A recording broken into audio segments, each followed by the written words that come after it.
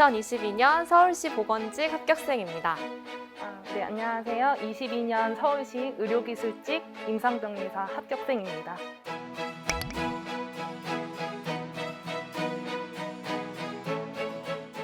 저는 일단 근무를 하면서 좀 안정적인 직장을 많이 원했던 것 같아요. 그래서 아무래도 병원에서 근무하면 제 주변 뭐 선배님들만 봐도 육아휴직이라던가 아니면은 뭐 잠깐 일이 생겨서 쉬게 되었을 때 아예 일을 그만두는 경우가 굉장히 많았어요.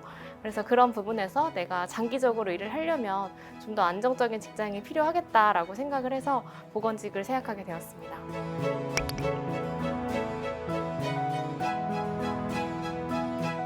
처음에 아무래도 의료기술직이 과목이 적다 보니까 당연히 고민을 했던 부분인데 아무래도 워낙 그 치위생사라는 TO가 굉장히 적다고 알고 있어서 그래서 조금 과목 수는 더 많지만 좀 더 제가 지원하고 공부하기 쉬웠던 보건직을 생각하게 되었습니다.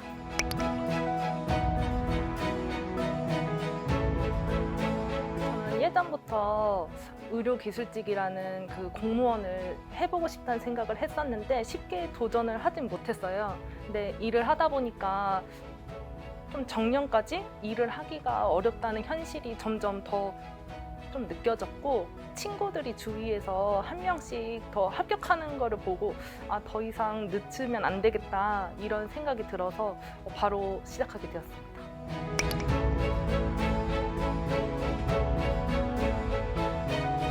저는 오히려 수는 적지만 한국사나 뭐 영어 같은 부분이 보건직에 있는 과목이기 때문에 그 부분이 저한테는 더 오히려 마이너스라고 생각을 해서 저는 TO는 적지만 그래도 조금 의료기술직이 저한테 더 맞는 것 같아서 바로 생각 없이 그냥 글로 지원했던 것 같습니다.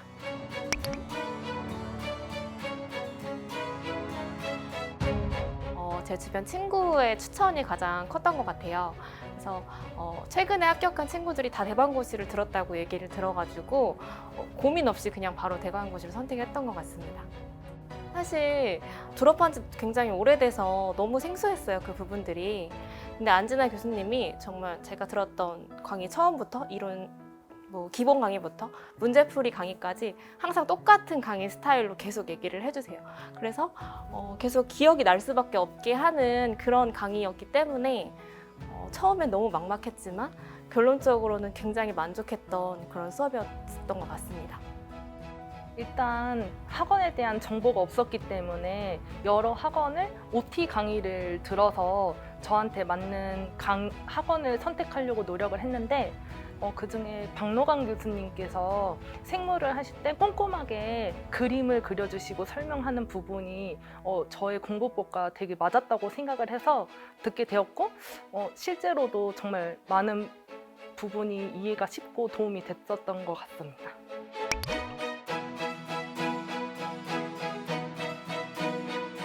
저는 총 수험 기간은 1년 2개월 정도 되고요. 직장 병행으로는 7개월, 그리고 또 7개월은 이제 퇴직을 하고서 준비를 했습니다. 사실 직장 다닐 때는 공부를 이렇게 제대로는 못한 것 같아요. 아무래도 너무 힘들다 보니까 일을 퇴근하고 하기에는. 그래서 평일에는 한 2시간 정도 공부를 하고 주말에 쉬는 날에는 8시간 정도 공부를 했고요.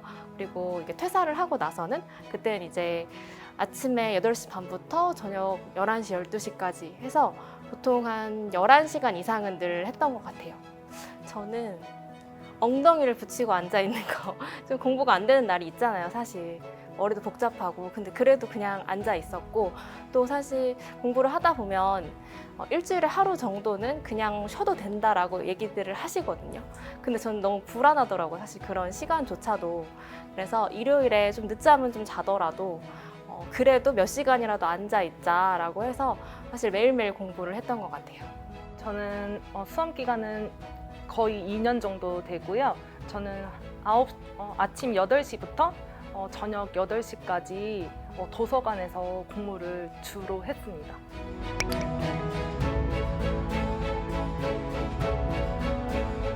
저는 일단 아예 기초가 없었기 때문에 문과생이었거든요. 그래서 아예 기초가 없어서 일단 박노관 교수님 그 기초 강의부터 듣기 시작을 했고 한 1, 2회독은 강의만 들었어요. 그러면서 이론을 암기하려고 했고 이론을 모르는 상태에서 문제를 풀면 어차피 계속 틀리기 때문에 자신감이 계속 하락을 한다는 것도 저도 느꼈고 박노관 교수님도 그렇게 말씀해 주셨던 기억이 있어서 이론만 하려고 했고 3회독부터는 이론을 암기하면서 문제를 풀면서 계속 해독을 하려고 노력했던 것 같아요. 그래서 저는 정말 거짓말 없이 10회독은 했거든요. 저에게 잘 맞았던 공부 방법은 암기가 잘 안 되면 포스트잇에 적어서 화장실이나 아니면 계속 머무르고 있는 뭐 책상이나 화장대에 붙여서 공부 시작하기 전에 항상 그 붙여져 있는 부분을 다 암기하고 시작했어요. 네, 그 부분이 저에게는 가장 좋은 공부법이 아니었나 싶어요.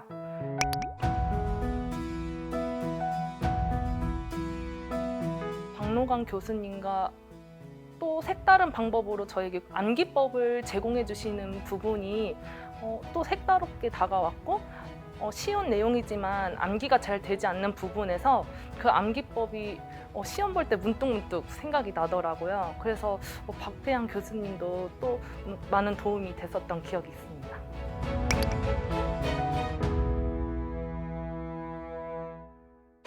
저는 일단은 환경 분야에서 그 환경 기준치에 대해서 1, 0.5 이렇게까지 외우는 부분들이 있어요. 근데 그게 거의 한 3, 40개 정도 되는 부분인데 머리에 정말 안 들어오더라고요. 그래서 저는 아침에 밥 먹을 때 옆에 그걸 두고서 먹었어요. 그래서 매일 아침 사실 쌓이다 보면 언젠가 외워지겠지 해서 그냥 눈에 계속 바르는 것밖에 답이 없다라고 생각을 했기 때문에 책상에 앉아서 하는 거는 그 외에 다른 거에 시간을 투자하고 그런 짜잘한 암기는 이렇게 짜투리 시간을 활용하자라고 생각을 했던 것 같아요.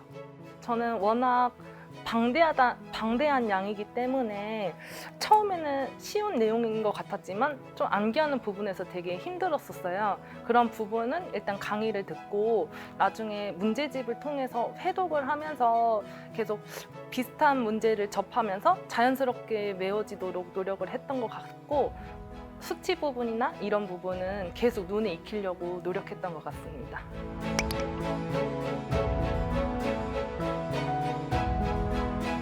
대학생 때 법규가 국가고시에 있었기 때문에 접해서 조금 쉬울 거라 생각은 했는데 정말 너무 다르더라고요. 공무원 그 법규 시험이랑은. 그래서 저는 어떻게 암기하면 좋을까 생각을 하다가 파트는 다 다르지만 그 안에 그 세부 내용은 비슷하다고 생각을 해서 저는 표로 만들었어요. 계속 글로만 돼 있기 때문에 암기도 잘 안 됐었는데 표로 만들어서 하니까 한눈에 들어오고 이런 부분을 다 표로 만들어서 외웠던 것 같아요.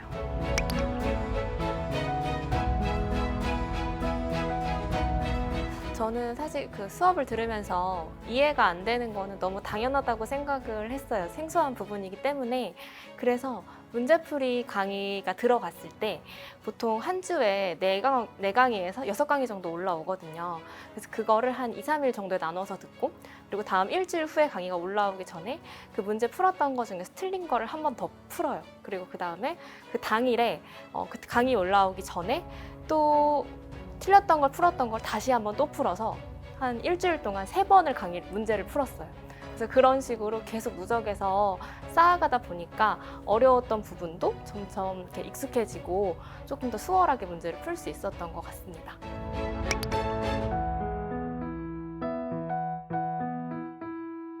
저는 기출문제로만 하는 것은 안 좋다고 생각을 해요. 그 이유가 뭐냐면 점점 연도가 지날수록 세세한 부분이 이게 기출되기 때문에 기출 문제로만 보면은 한계가 있다고 생각이 들거든요. 그래서 저는 이론서를 꼼꼼히 보고 문제집으로 살을 붙이는 거는 도움이 되나 기출 문제만 하는 것은 좋지 않다고 생각해요.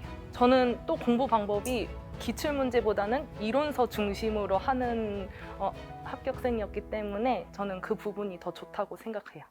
저는 사실 기본서를 그렇게 많이 보지는 않았었어요. 워낙 양이 방대하기 때문에 좀 벅차더라고요. 제가 공부를 할 때는 또 서울시 시험이 추가 채용으로 너무 빨리 떴기 때문에 그걸 한 번에 보기는 어려워서 저는 안진아 교수님의 요약 그 노트 강의가 있어요. 그래서 그 책을 활용을 했는데 교수님께서도 말씀해 주셨듯이 그 책 안에 많은 내용이 사실 들어가 있지는 않아요. 세세하게. 그래서 좀 필요한 부분은 그 빈칸에다 다 일일이 찾아서 적었어요. 그래서 기본 선은 200독 정도만 통독을 하고 그리고 나머지는 그냥 요약 노트로 계속 돌리고 그리고 거기에다 기출문제집까지 더해서 저는 그렇게 공부를 했습니다.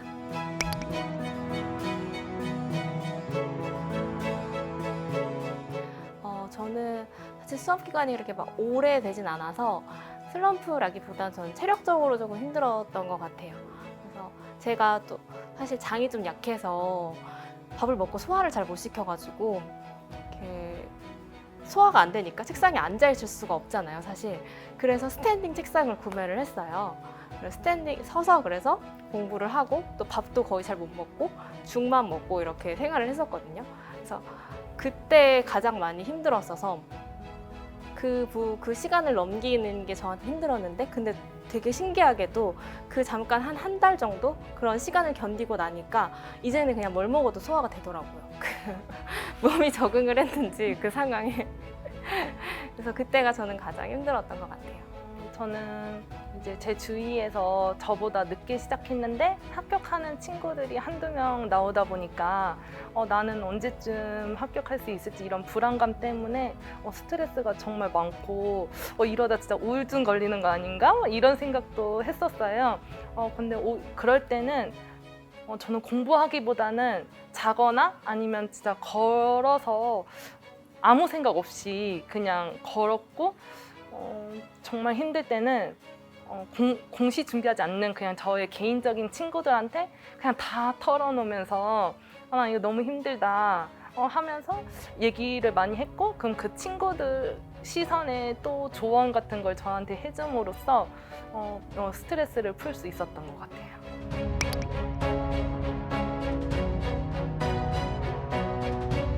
저는 작년부터 올해까지 모의고사를 다 시행했어요. 근데 확실히 모의고사가 실제 시험보다 난이도가 어렵긴 한 것 같은데 어려운 거를 접함으로써 시험장에서는 좀 당황하지 않는 부분이 길러질 수 있었던 것 같고 그 모의고사를 이제 답을 제출을 하면 해설지까지 같이 제공이 되기 때문에 그 해설지를 보면서 내가 어느 부분이 부족하고 이런 부분을 잘 알 수 있었기 때문에 저는 도움이 많이 됐다고 생각해서 계속 꾸준히 했던 것 같습니다. 모의고사를 보고서 충격을 좀 받았었어요. 너무 어려워서. 그래서 내가 봤던 기출문제는 이 정도까지는 아니었는데 약간 이런 생각이 들어서 그 모의고사를 보고 나니까 난 이런 부분이 많이 부족하구나 라는 걸 알게 돼서 기본서를 조금 더 이렇게 발췌독해서 찾아보고 근데 저는 사실 시험까지 시간이 너무 부족해서 그 이상의 모의고사는 치지 못했지만 만약에 제가 시간이 더 있었으면 모의고사를 조금 더 수강을 했을 것 같아요.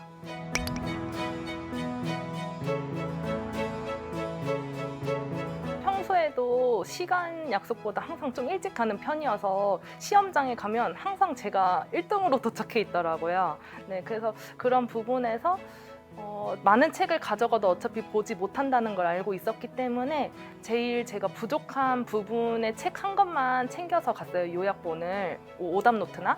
그래서 그거를 조금 차분한 마음으로 보려고 했었고 저는 꼭 시험장 갈 때마다 챙겨갔던 거는 약간 따뜻한 물이랑 좀 수족냉증이 있었기 때문에 핫팩을 항상 챙겨갔어요. 그래서 시험 전에 항상 몸을 녹이고 좀 차분한 마음 상태로 시험을 보려고 노력했던 것 같습니다.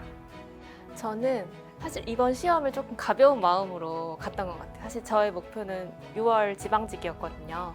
그래서 갈 때 긴장은 하지만 너무 부담 갖지 말자. 그냥 오히려 이거는 모의고사 본다 이렇게 생각을 하고 저는 갔어가지고 좀 가볍게 하고 갔던 것 같아요.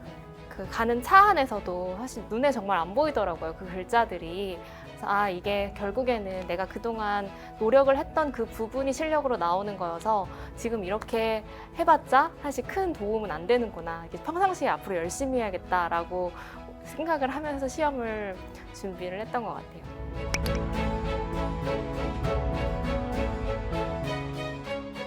옆에 계시는 선생님이랑 같이 면접 스터디를 했었는데요. 처음에 2년 동안 공부만 하다 보니까 어떻게 말을 해야 될지도 모르겠고 되게 막막했어요. 근데 선생님이 말씀을 너무 잘하셔가지고 많이 도움을 받으려고 노력했던 것 같고, 스터디를 하면서 실제적으로 면접을 하려고 하는 상황을 만들어서 실제 면접처럼 연습을 계속 한 달 동안 했었어요. 그 부분에서 실제 면접에서도 떨리지 않고 잘 했던 것 같습니다. 사실 코로나 시국이어서 줌으로도 할 수도 있었지만 사실 면접은 대면이잖아요. 그래서 면접 이렇게 사람들끼리 만나서 스터디하는 게 무엇보다 가장 중요하다고 생각을 해서 합격하신 분들의 후기를 일단 찾아보고 그분들이 어떻게 스터디를 진행하셨는지 조언을 구한 다음에 이렇게 같이 계신 분들이랑 정말 면접처럼 이렇게 좀 너무 이렇게 풀어지지 않고 하자라고 이렇게 약속을 하고서 굉장히 열심히 스터디를 했었습니다.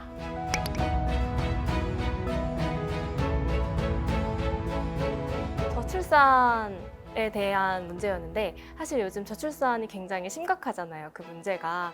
그래서 그 부분에 대해서 되게 이렇게 깊게 물어보시더라고요. 원인이나 문제점 그리고 뭐 해결 방안 이런 거 같은 경우에는 사실 워낙 사회적인 문제이기 때문에 저희 스터디 하면서도 많이 준비를 했던 부분이고 그래서 그 부분이 나와서 아 역시 지금 화두가 딱 그거구나 라고 생각을 했던 적이 있어요. 저는 약간 리더십을 발휘해서 다른 직원들과 협력한 부분이 있냐는 질문을 받은 적이 있어요. 그래서 제가 예전에 근무했을 때 다른 부서와 협력을 해서 조금 좋은 결과를 이끌었던 부분을 예시로 말씀드렸더니 면접관님께서 갑자기 되게 조용했는데 오 이런 감탄사를 취하시는 거 보고 아 조금 대답을 잘했구나 이런 생각을 했던 경험이 있습니다.